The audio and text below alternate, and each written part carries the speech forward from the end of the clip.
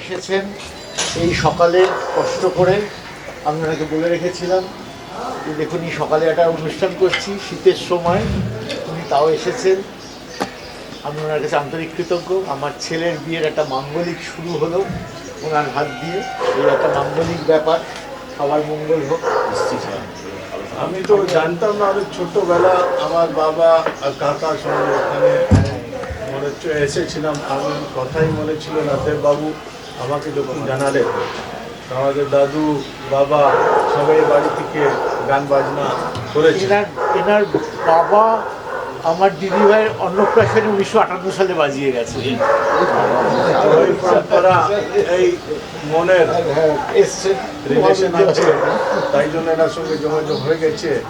আবার আপনাদের সেবাতে আমরা উপস্থিত হয়েছিলাম, আর এই প্রচারও হবো। আর আপনারা সবাই ভালো থাকুন, সুস্থ থাকুন, দেখা হবে।